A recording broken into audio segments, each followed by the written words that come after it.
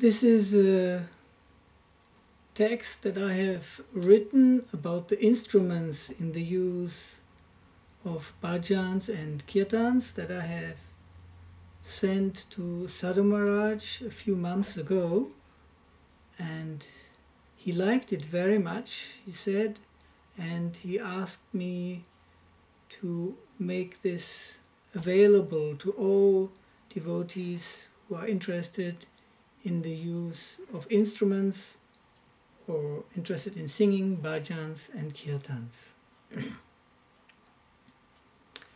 Any instruments can be used in bhajans and kirtans. The traditional instruments are Karatalas, cymbals, and Mridanga.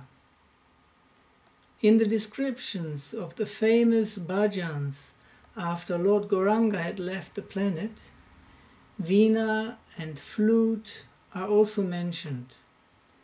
From this we can understand that the bhajans were very soft, even though hundreds of people were there.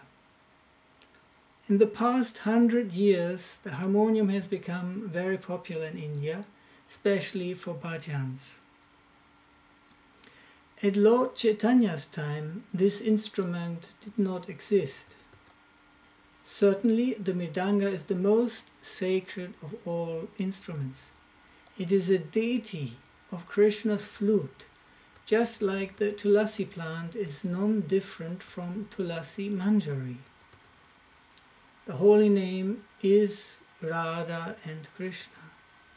Thus, it has to be in the center of all kirtans and bhajans.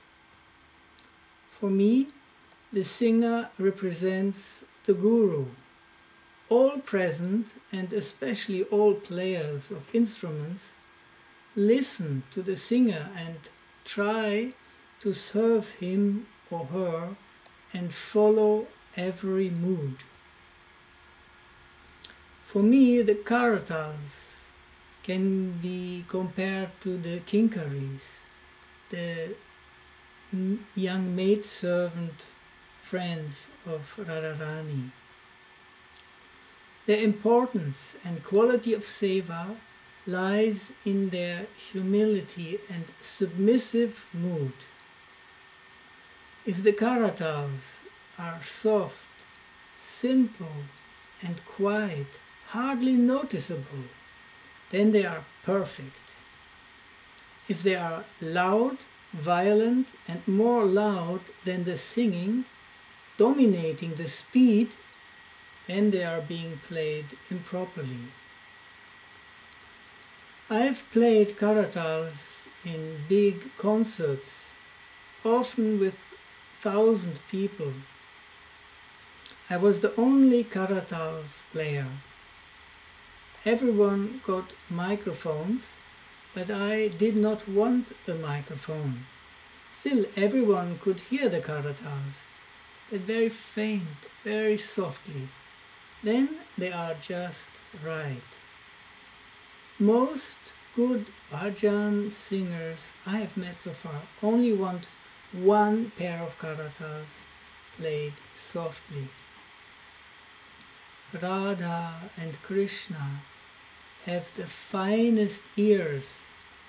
Don't have to play loud for them to hear you. They are interested in your mood and words, not the instruments. If there is already one or even two pairs of Karatalas playing, then better not to pick up another pair. Just like if there is already enough salt in the soup, there is no need for adding more salt. It's not becoming better in this way. In the contrary, you may clap your hands if you like to support the beat. The most important is your singing. Even if you think you cannot sing very well, you are most welcome to sing. The same applies for gongs, bells and whompers. Bells are actually not musical instruments and not meant for being played in bhajans and kirtans, but still, especially in India, I have often heard very big, loud bells being played and dominating the speed and not being in harmony with the speed and the rhythm and the mood of the singer. A pair of whompers and a gong can be good for a big, lively kirtan when many people are dancing, especially if it's outside on the streets. But they are out of place in a bhajan, in a soft, nice, sweet bhajan. And of course, they too should be subservient to the singers and never override it. I've heard many times that the whompers and gongs have been played so loud that it becomes difficult to even understand what the singer is singing. Definitely, in such a case, they are being played far too loud.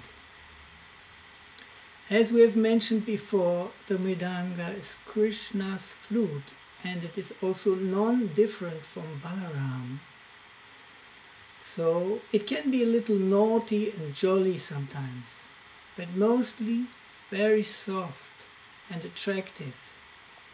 You need to take many lessons and many hours of practice before you can play it in bhajans and kirtans properly.